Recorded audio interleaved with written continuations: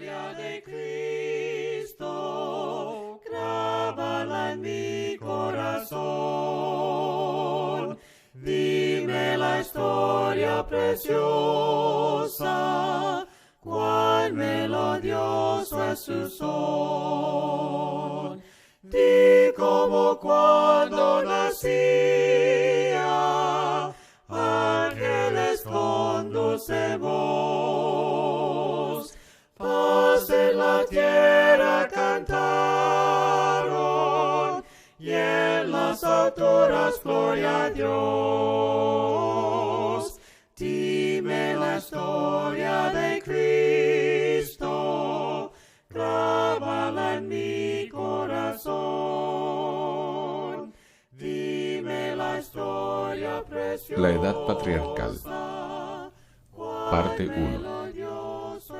La Edad Patriarcal. Durante esta primera parte de la historia bíblica, Dios gobernó a los grupos de familias de su pueblo por medio de caudillos quienes fueron conocidos como patriarcas. Esta palabra significa un padre que gobierna. La edad patriarcal principió cuando Dios hizo todas las cosas y continuó hasta el día que Moisés sacó al pueblo de Dios del cautiverio egipcio. Por muchos años las familias y los individuos se han dado cuenta de la importancia de la palabra escrita de Dios. Segunda de Timoteo capítulo 13, versículos 14 y 15. La Biblia es el único mensaje de Dios escrito para nosotros. Esto hace de la Biblia el libro más importante sobre la tierra. La Biblia es el gran mensaje de todas las edades. Por eso debiéramos estudiarla todos los días. Cuando Jesús venga otra vez, cada uno será juzgado por la palabra de Dios. Apocalipsis, capítulo 20, versículo 12. La Biblia nos dice que viviremos eternamente aún después de la muerte. La Biblia es el único libro que revela de dónde vino el hombre, cuál es su propósito sobre la tierra y qué debe creer y hacer para vivir eternamente con Dios. También sabe que todo acontecimiento y todo personaje que registra la Biblia tienen perfecta armonía con todo lo que la historia secular conoce. Aún las referencias geográficas como ríos, lagos, territorios y distancias son del todo correctas. Usted no debiera dejar de conocer por usted mismo este gran libro de vida. La Biblia, de principio a fin, es una historia completa. Comienza en tiempo de Adán y la creación, y continúa hasta los tiempos de Cristo y su Iglesia. Pinturas de grandes artistas serán empleadas en toda esta serie de estudios para ayudarle a usted a que se familiarice con el único libro inspirado divinamente del mundo, la Biblia. El Señor escogió aproximadamente 40 hombres de antecedentes muy diversos para escribir la Biblia. Puesto que fueron muchos los años que separaron a un escritor respecto del otro, hubo que esperar 1600 años para que se completara la Biblia. Sin embargo, todos estos escritores concuerdan con el mensaje y el propósito. Esta armonía no es un accidente, pues todos ellos fueron guiados directamente por el Espíritu de Dios. Por eso, la Biblia es la mente de Dios en lenguaje humano. El apóstol Pedro afirma: porque nunca la profecía fue traída por voluntad humana, sino que los santos hombres de Dios hablaron siendo inspirados por el Espíritu Santo. Segunda de Pedro 1:21. Se ha dado a la fe de Dios en su eterna palabra de amor. ¿Qué más el poder? Este cuadro ilustra que hay 66 libros en la Biblia. Los primeros 39 forman el Antiguo Testamento. Los 27 libros restantes, el Nuevo Testamento. Ambos testamentos son muy importantes. Sin embargo, los libros del Nuevo Testamento son los que guían a los cristianos todavía hoy. Por ejemplo, cuando una persona quiere ser cristiana, puede encontrar exactamente lo que debe hacer leyendo el libro de Hechos en el Nuevo Testamento. Todos los acontecimientos bíblicos ocurren en cualquiera de los siguientes 3 períodos principales de la historia: la edad patriarcal, la edad mosaica y la edad cristiana. Vea la información que se encuentra al pie de página. Dios habló a la gente en el primer período de la historia a través de los padres, de los grupos de familias, como en el caso de Adán. En la segunda edad histórica, Dios dio sus leyes al pueblo por medio de Moisés. En el tercer período histórico, Dios dio el Evangelio a todo el mundo por medio de Jesucristo. Nosotros vivimos ahora, pues, en la edad cristiana.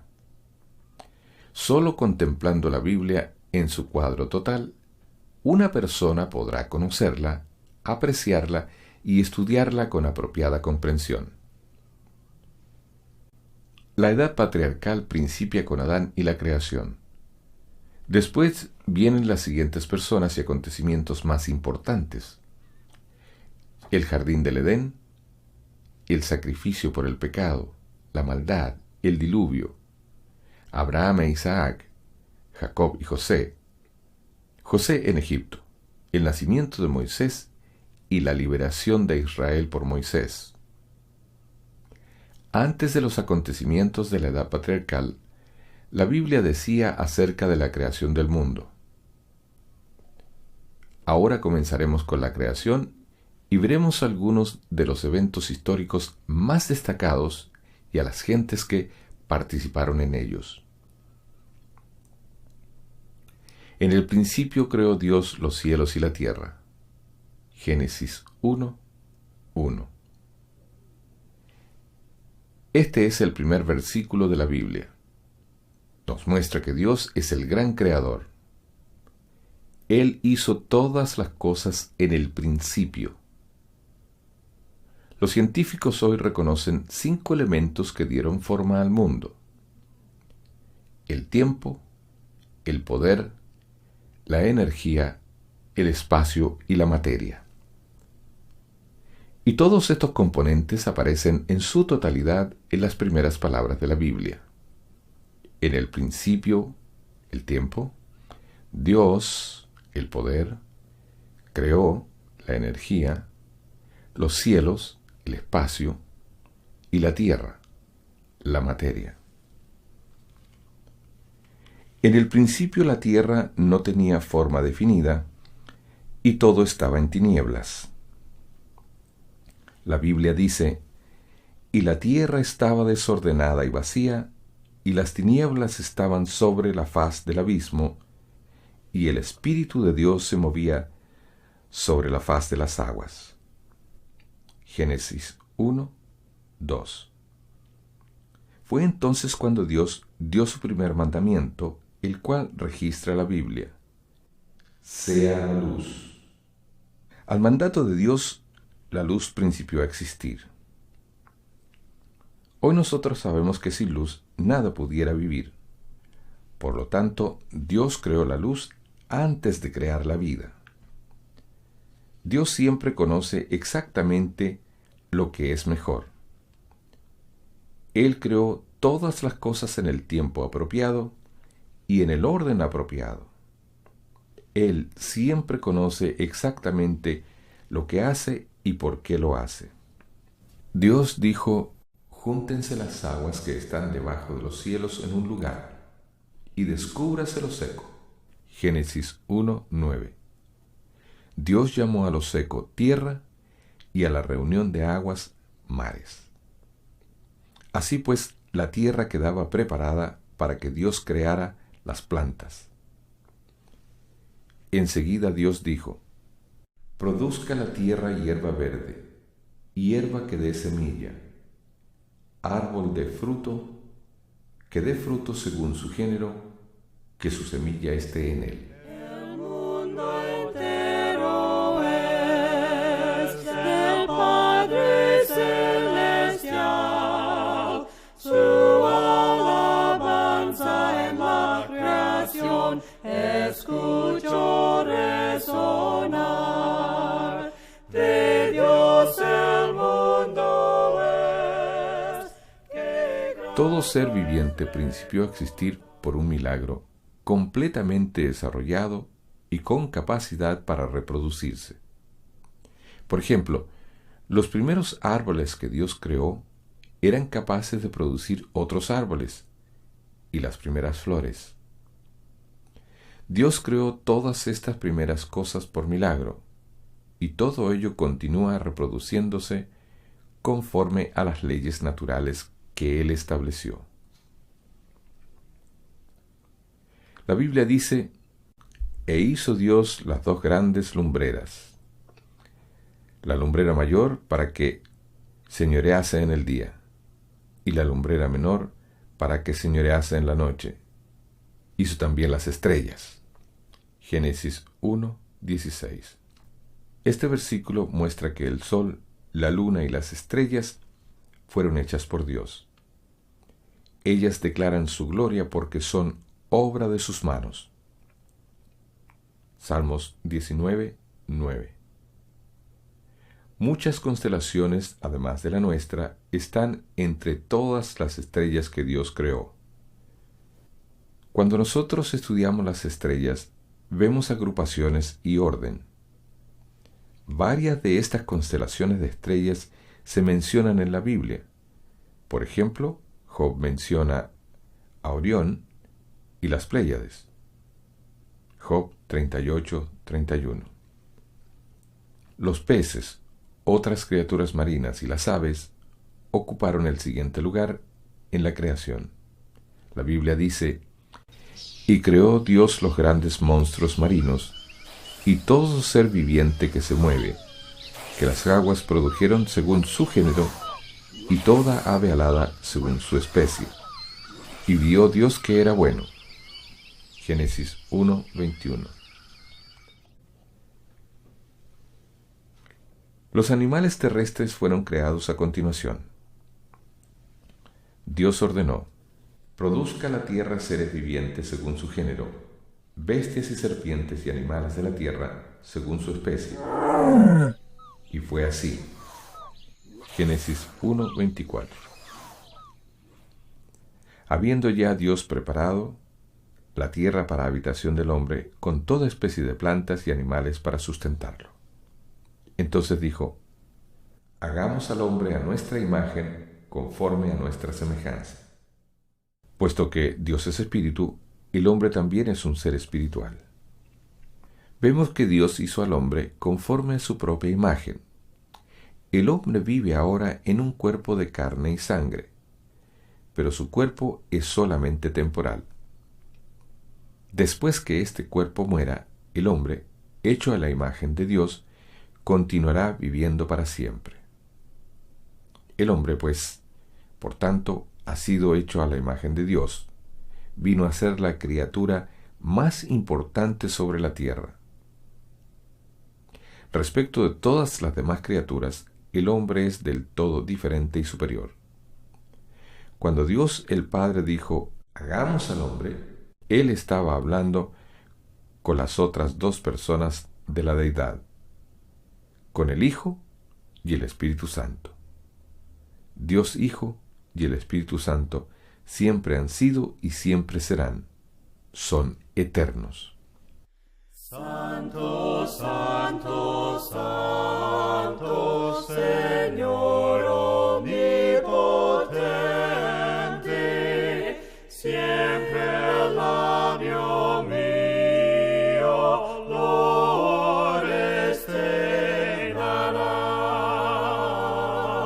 Santo, santo, santo, te adoro reverente, Dios en tres personas,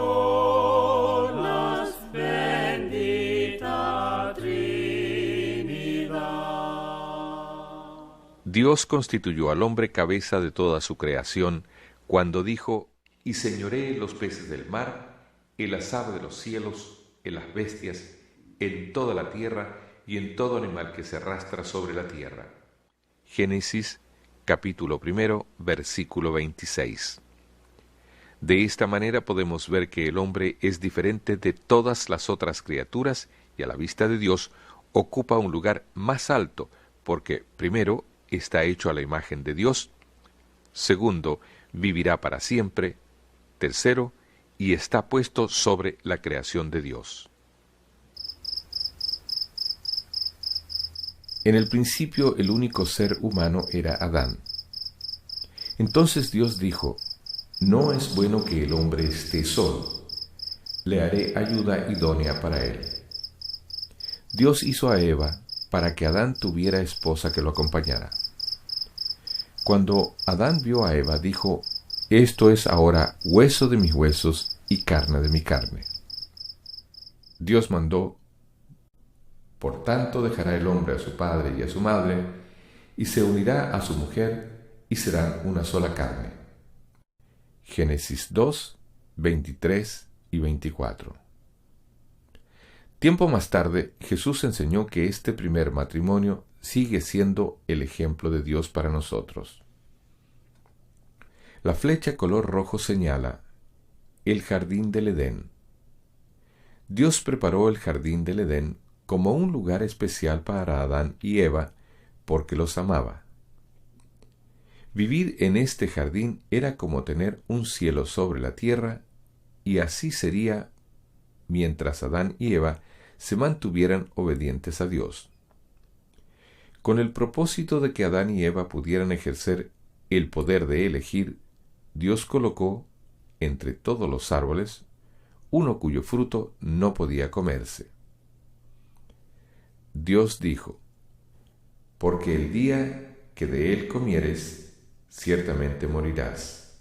Génesis 2, 17. Morir básicamente significa estar separado. Ahora Adán y su esposa se encontraban ante la disyuntiva de obedecer y permanecer cerca de Dios, o desobedecer y quedar separados de Dios.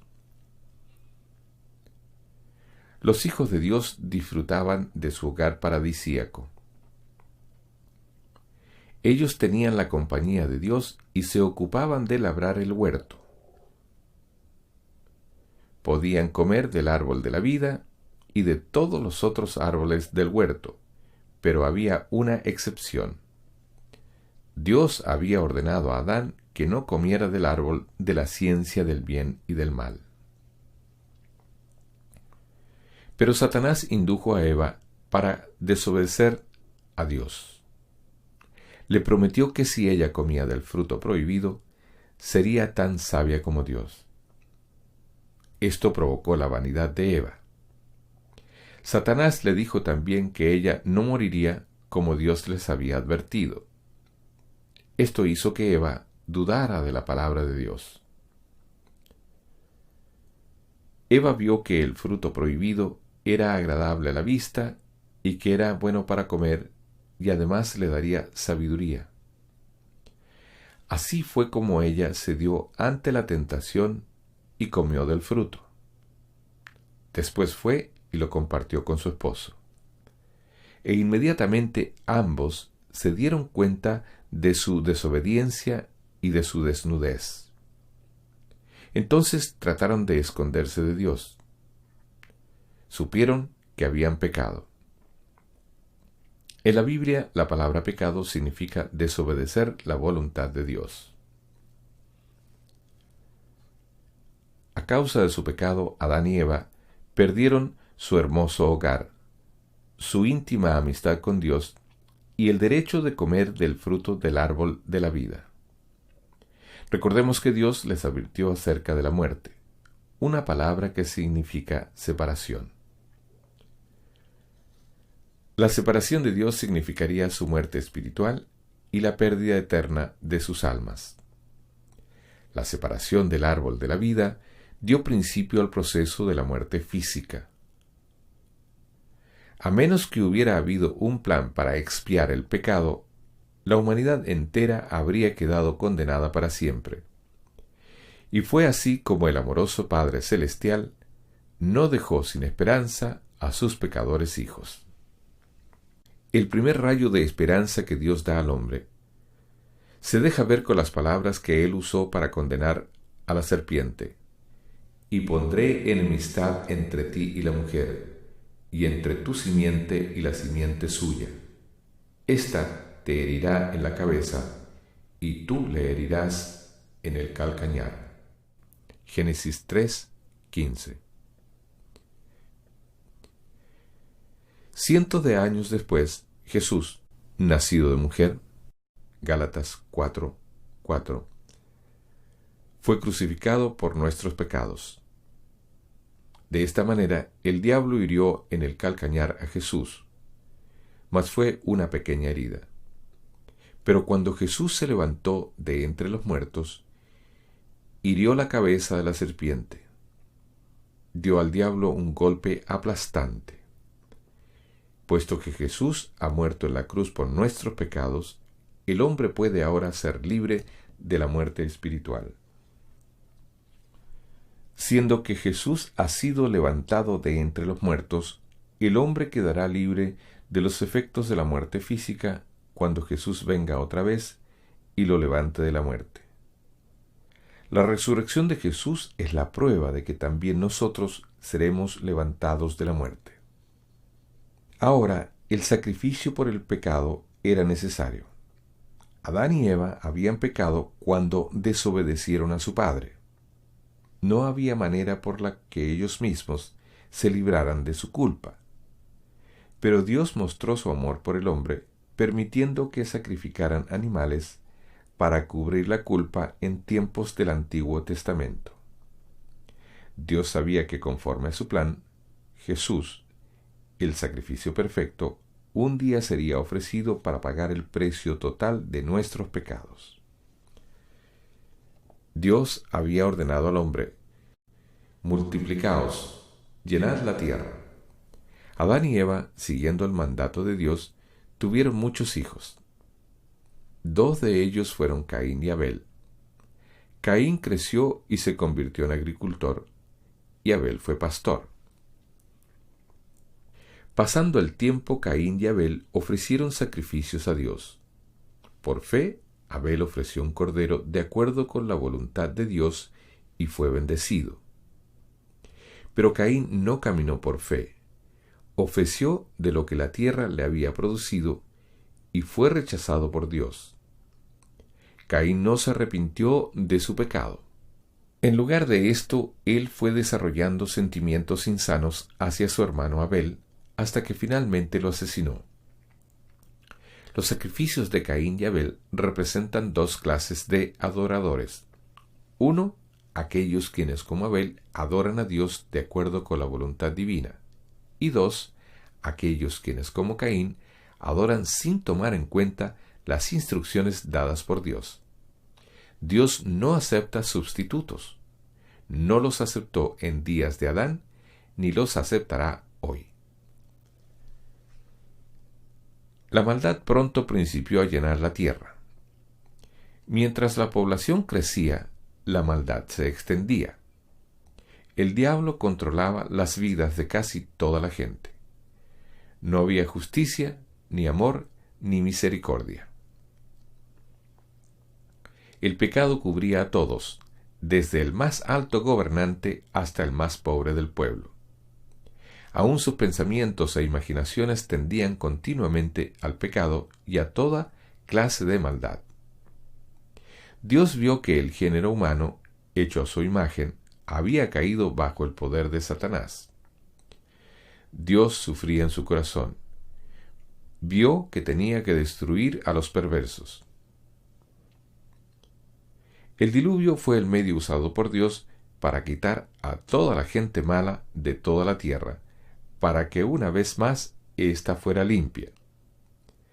Después de esto, Él daría a la humanidad otra oportunidad para que le sirviera de la mejor manera.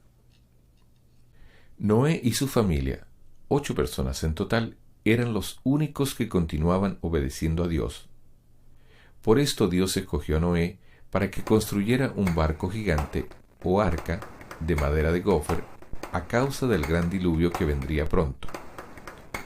Noé hizo todo lo que pudo para prevenir a otros, pero no lo escucharon. Debido a que la gente de ese tiempo vivía muchos años, Noé tuvo aproximadamente 120 años para predicar a la gente y preparar el arca. Dios estaba mostrando su amor y misericordia a la gente pecadora, dándoles tiempo para que cambiaran su manera de vivir antes de que viniera el diluvio. Tiempo más tarde, el apóstol Pedro hace referencia a la misericordia que Dios tuvo durante estos acontecimientos. Cuando una vez esperaba la paciencia de Dios en los días de Noé, mientras se preparaba el arca en la cual pocas personas, es decir, 8, fueron salvadas por aguas.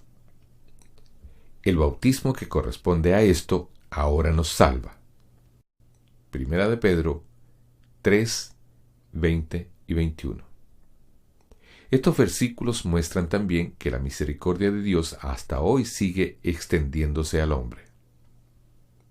Cuando llegó el tiempo de entrar en el arca, conforme al mandato de Dios, Noé introdujo en el arca a su familia y parejas de diferentes especies de animales. También almacenó comida para todos en el arca, tal como Dios le había mandado hacer. El resto de la gente no había prestado atención a las advertencias de Noé. Al rechazar las advertencias de Dios, rechazaron su amor. Cuando Dios cerró la puerta del arca, nadie más pudo abrirla.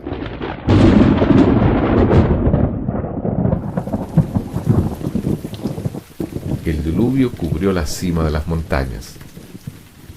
El tiempo para recibir el amor de Dios había pasado. Los que no fueron salvos no tenían a quién culpar sino a ellos mismos. Hoy, en la misma forma, mucha gente no pone atención a las advertencias de Dios de que destruirá la tierra con fuego. Dios nos previene. El Señor no retarda su promesa, según algunos la tienen por tardanza, sino que es paciente para con nosotros, no queriendo que ninguno perezca, sino que todos procedan al arrepentimiento. Pero el día del Señor vendrá como ladrón en la noche, en el cual los cielos pasarán con grande estruendo, y los elementos ardiendo serán deshechos, y la tierra y las obras que en ella hay serán quemadas.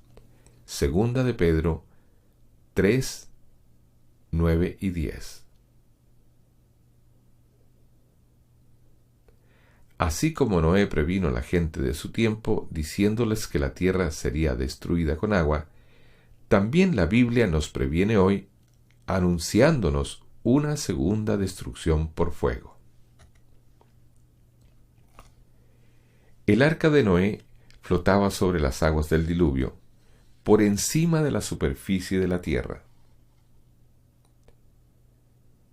Las primeras aguas que destruyeron la maldad y limpiaron la tierra fueron las que salvaron a quienes estaban dentro del arca. Todos los que fueron salvos estaban dentro del arca de Dios. Así hoy todos quienes son salvos están dentro de la familia espiritual de Dios, que es la Iglesia. Después de 150 días, las aguas comenzaron a descender lentamente. Finalmente el arca se posó sobre el monte Ararat.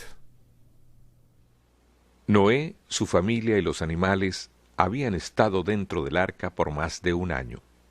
Después de esto, ellos salieron pisando sobre tierra seca.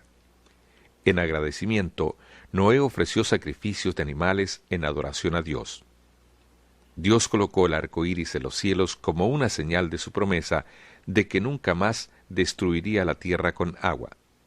Pero recordemos la prevención que Dios hace por medio del apóstol Pedro, de que al final de los tiempos la tierra será destruida con fuego. Hay numerosas evidencias de este gran diluvio. Los arqueólogos han encontrado en 2 lugares diferentes un estrato de barro de 2,5 metros de espesor que se fue sedimentando en agua limpia y bajo él los restos de una civilización. En otros lugares han sido encontrados fósiles de peces y conchas marinas en la cima de los montes. En los anales históricos antiguos y en las leyendas de pueblos de diferentes partes del mundo se habla de un gran diluvio. También en leyendas históricas de egipcios, caldeos y griegos, lo mismo que en relatos mexicanos y de las islas del Pacífico en nuestros días, se hace referencia a un gran diluvio ya ocurrido. Esta información es importante porque apunta directamente hacia la verdad que registra la Biblia sobre el gran diluvio. Toda esta información apoya el hecho de que el registro bíblico de un gran diluvio es verdadero y preciso. Abraham e Isaac aparecen en la historia bíblica 9 generaciones después del diluvio. Durante estos años, los descendientes de Noé continuaron apartándose de Dios. Dios les había dicho que se multiplicaran y poblaran la tierra. En lugar de hacer eso, comenzaron a construir una torre altísima, la Torre de Babel, bajo el convenio de no separarse uno del otro. Dios deshizo sus planes haciéndolos hablar diferentes lenguas que les impedía comunicarse. Y por eso tuvieron que abandonar el proyecto. Entonces, grupo por grupo, comenzó a esparcirse por el mundo. Sin embargo, la gente no aprendió de estas experiencias. Cada día eran más pecadores. Durante este tiempo de confusión y pecado, Dios escogió a Abraham para que le sirviera de manera especial. Al igual que Noé siglos antes, Abraham era un hombre de fe. A causa de su fe inquebrantable, Abraham amaba y obedecía a Dios. Y por eso un día el Señor mandó a Abraham dejar su país y parientes cuando le dijo: «Vete de tu tierra y de tu parentela, y de la casa de tu padre, a la tierra que te mostraré». Génesis 12:1. Dios prometió a Abraham que por su simiente toda la tierra sería bendecida. Esta promesa se refería a la venida de Jesús. Dios prometió que Jesús nacería de la descendencia de Abraham. Gálatas 3:16. Dios repitió esta misma promesa a Abraham en varias ocasiones. Le prometió que sus hijos serían innumerables, como la arena del mar o como las estrellas del cielo. Pero Abraham envejecía y aún no tenía hijos. Un día Dios envió 3 mensajeros con buenas noticias para Abraham. Le dijeron que él y su esposa, Sara, tendrían un hijo. Entonces Dios empezó a cumplir la promesa a Abraham de que el mundo se cubriría con su descendencia. Cuando Sara oyó lo que los hombres dijeron, se rió de sí misma. Ella y Abraham tenían casi 100 años. Eran demasiado viejos para ser padres. Pero más tarde, Abraham dio gracias a Dios una y otra vez por su hijo Isaac, el cual nació poco menos de un año después de que Sara se había reído. Ocurrió tal como Dios lo había prometido. Cuando Isaac creció, Abraham envió mensajeros a su propio pueblo en Harán y trajeron a Rebeca para que fuera la esposa de Isaac. Al igual que Sara, la madre de Isaac, Rebeca por muchos años no tuvo hijos. Pero cuando Isaac oró a Dios pidiendo un hijo, Dios los bendijo a ellos con el nacimiento de hijos gemelos. Entonces llamaron Jacob a uno y Esaú al otro. A medida que se desarrolla la historia bíblica, se habla de Jacob más que de Esaú. Jacob y su hijo José son las siguientes 2 personas más famosas de la Biblia. Jacob, el hijo de Isaac, fue el padre de 12 hijos. Entre estos 12 estaba José, uno de los hombres de la Biblia más conocidos de la Biblia. José era el hijo favorito de Jacob. Raquel, la esposa amada de Jacob, dio a luz a José cuando ya Jacob era viejo.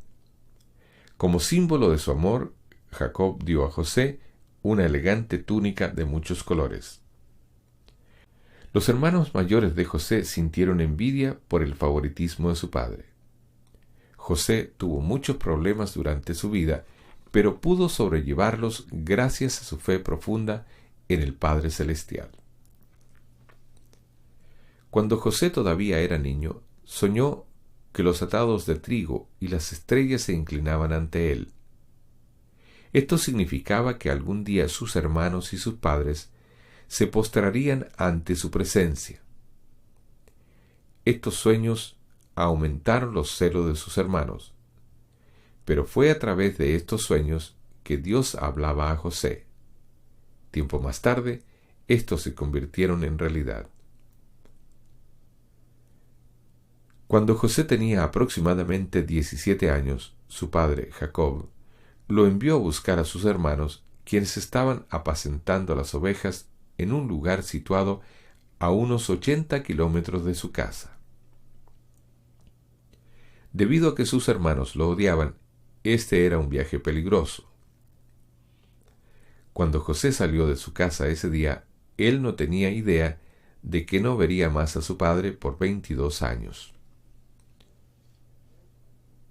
José vivió en Egipto durante el resto de su vida, después de que sus hermanos lo vendieron como esclavo. Veremos cómo los hermanos de José lo vendieron y cómo fue llevado a Egipto. La vida de José es un bello ejemplo de la providencia de Dios, tornando lo malo en bueno en la vida de sus hijos. Cuando José llegó al campamento de sus hermanos, éstos lo hicieron prisionero. Le quitaron su hermosa túnica y lo arrojaron en un pozo profundo. José imploraba misericordia a sus hermanos, pero ellos no escucharon. Más tarde lo sacaron de la cisterna para venderlo como esclavo a un grupo de mercaderes que iban camino a Egipto. Los hermanos de José mancharon la túnica de colores con la sangre de un cabrito y fueron a mostrársela a su padre. Para encubrir sus propios pecados, engañaron a su padre Jacob, haciéndole creer que a su hijo favorito lo había matado alguna fiera. José fue vendido a un capitán egipcio llamado Potifar, quien pronto colocó a José al frente de todos sus negocios, de todo su dinero y de todas sus posesiones. Esta era una posición de mucha importancia y responsabilidad. Las cosas marcharon bien para José hasta que la esposa de Potifar se enamoró de él. Cuando él no correspondió a su amor, ella acusó a José falsamente de haber tratado de seducirla. El ofendido marido echó a José en prisión, no sabiendo que José era completamente inocente. Pero Dios protegió a José aún en la prisión. Pronto José fue puesto sobre todos los prisioneros. Dios le dio también el don de interpretar sueños. En una ocasión interpretó los sueños de un copero y de un panadero a quienes el faraón, el rey de Egipto, había echado en prisión. El copero soñó que servía el vino al rey. El panadero soñó que las aves se comían su pan. José dijo que el sueño del copero significaba que él regresaría a su trabajo, y que el sueño del panadero significaba que sería colgado en la horca. Ambas interpretaciones resultaron verdaderas. Aproximadamente 2 años después, el faraón tuvo un sueño. Vio 7 vacas gordas que salían del río Nilo, seguidas por 7 vacas flacas. Las vacas flacas se comieron a las gordas, pero ni aun así engordaron. En otro sueño, el rey vio 7 espigas de trigo que eran consumidas por una plaga y otras 7 espigas completamente sanas y con hermosos granos, y vio cómo las espigas marchitas devoraban a las sanas, mas ni aun así las espigas cambiaron de apariencia. Ninguno de los hombres sabios, magos o encantadores pudieron interpretar los sueños. Fue entonces cuando el copero del rey recordó que José, 2 años antes, había interpretado sus sueños en la cárcel. Cuando el rey supo de José, inmediatamente lo llamó de la prisión para que interpretara sus sueños. José dijo que las vacas gordas y las abultadas espigas de trigo significaban 7 años de abundante alimento, pero que las vacas flacas y las espigas marchitas significaban que seguirían 7 años en los que no habría cosechas y una terrible hambre se apoderaría de la tierra. Así supo el rey que el Dios de José le había mostrado la interpretación de los sueños. El rey tenía gran confianza en José y en el Dios a quien él servía. Por eso colocó a José como rector del almacenamiento del grano que sería usado durante los anunciados 7 años de escasez. José ascendió a gobernador de todo Egipto. Solamente el faraón era superior a él. En tiempos modernos han sido descubiertos grandes almacenes subterráneos en Egipto. Estos almacenes tenían capacidad para guardar cientos de toneladas de grano. Los eruditos creen que estas bodegas son ruinas de antiguos graneros. Después de 7 años de abundante producción de alimento, la tierra se tornó improductiva. El alimento escaseó en todos los países, incluyendo la tierra de Canaán. Cuando el hambre empeoró, los hermanos de José tuvieron que ir desde Canaán hasta Egipto e inclinarse ante José implorando alimento. Después de 21 años de separación, ya no lo reconocían. Esta humillación ocurrió, pues, tal como lo había soñado José cuando era niño. Más tarde José se dio a conocer a sus hermanos. Les aseguró que los perdonaba porque podía ver la mano de Dios en todo esto. Entonces presentó a sus hermanos al faraón, quien les dio la bienvenida a Egipto. El faraón también invitó a su padre Jacob, y toda la familia vino a vivir a Gosén, la mejor tierra de Egipto. Después de muchos años en Gosén, los hijos de Jacob y los nietos fueron conocidos como los hijos de Israel o israelitas. Israel era el nombre que Dios había dado a Jacob. José murió cuando tenía 110 años. Él sabía que su pueblo regresaría un día a la tierra prometida de Canaán, por lo que antes de morir pidió que conservaran su cuerpo y lo llevaran con ellos para ser sepultado en la tierra de Canaán. Muchos años después, Moisés y Josué cumplieron el deseo de José. El nacimiento de Moisés ocurrió durante el reinado de un nuevo faraón, muchos años después de que José había muerto. No obstante, a pesar de todo lo que José había hecho por Egipto, este nuevo faraón comenzó a perseguir al pueblo de José. Los hizo esclavos y los sometió a tratos crueles. En esta difícil época nació Moisés. El malvado rey tenía miedo porque había muchos israelitas en Egipto. Por esto ordenó que todos los varones recién nacidos fueran arrojados a las aguas del Nilo. Para salvar la vida de su hijo, la madre de Moisés preparó un cesto especial y metió al niño en él, dejándolo flotar sobre las aguas del Nilo, entre los carrizales cercanos a la orilla.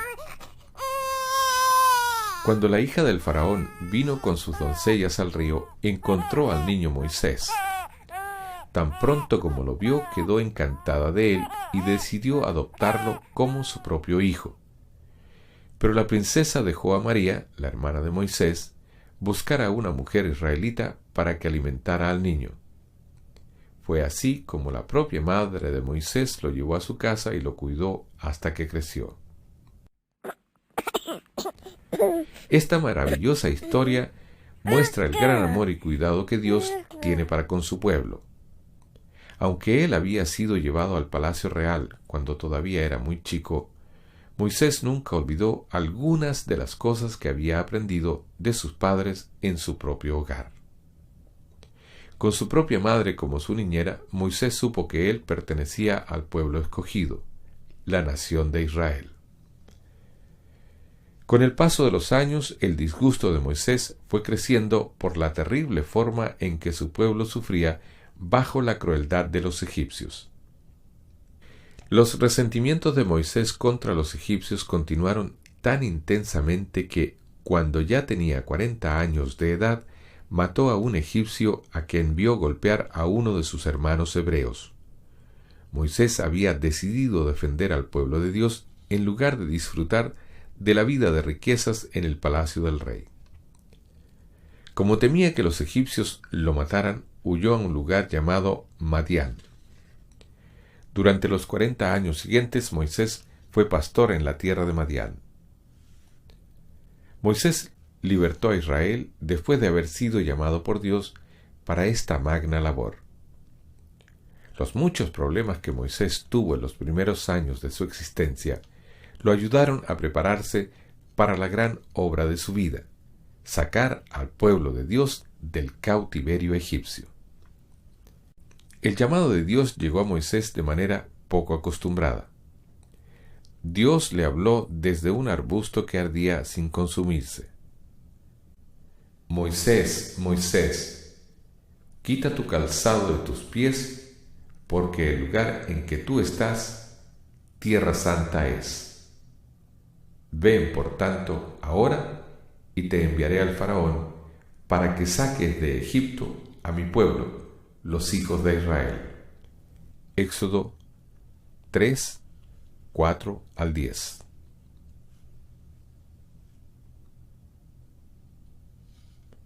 Cuando Moisés regresó a Egipto, fue bien recibido por los israelitas, quienes seguían siendo esclavos de los egipcios.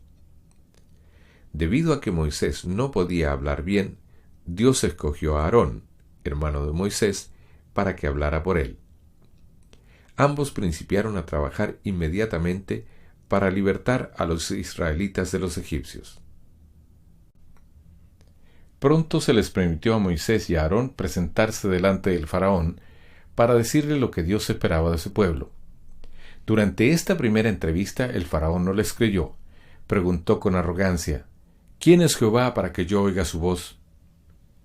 En una visita posterior, Aarón dio pruebas del poder de Dios, arrojando la vara que llevaba en su mano, y la vara se convirtió en serpiente en la presencia misma del faraón. Pero el faraón no se dejó impresionar con aquello. Sus magos también convirtieron sus varas en serpientes. Mas la serpiente de Aarón se tragó a las otras. Esto mostró que ningún otro poder es tan grande como el del Dios Todopoderoso. A pesar de eso, el faraón siguió en su terquedad sin dejarse impresionar por el poder de Dios, y no dejaba salir al pueblo de Dios. Al siguiente día Moisés pidió otra vez al faraón que libertara a los israelitas. Cuando el faraón se negó a hacerlo, Dios convirtió todas las aguas de Egipto en sangre. Esta fue la primera de las 10 grandes plagas que Dios envió sobre los egipcios. Otras plagas fueron las siguientes. Dios convirtió el polvo en piojos, hizo que aparecieran ranas en toda la tierra, aun en los hornos y en las camas de los egipcios. El agua se convirtió en sangre. Envió 3 días de tinieblas tan negras que nadie salió de su casa, y otras calamidades. Cada plaga mostró el poder de Dios sobre alguna de las muchas deidades que adoraban los pecadores egipcios. A pesar de las plagas, el faraón seguía terco. En lugar de dejar libres a los israelitas, los hizo trabajar más duramente. Pero Dios seguía oyendo las oraciones de los israelitas pidiendo libertad. Después de haber enviado 9 plagas sobre los egipcios, Dios dijo a Moisés: «Una plaga traeré aún sobre el faraón y sobre Egipto, después de la cual él os dejará ir de aquí». Éxodo 11, 1. Dios instruyó a cada familia israelita para que sacrificaran un cordero y rociara su sangre en el dintel y en los postes de las puertas de sus hogares como protección de la última plaga. La última plaga iba a ser la muerte de todo varón primogénito de cada hogar egipcio y también de los primogénitos de todos los animales. Los israelitas, protegidos en sus hogares, no tenían peligro de morir. Dios dijo: «Y la sangre os será por señal en las casas donde vosotros estéis, y veré la sangre, y pasaré de vosotros, y no habrá en vosotros plaga de mortandad cuando hiera la tierra de Egipto». Éxodo 12:13. La sangre de los corderos salvó a los israelitas de la muerte. Más adelante veremos cómo la sangre de Jesús nos salva de nuestros pecados cuando le obedecemos y nos convertimos en cristianos.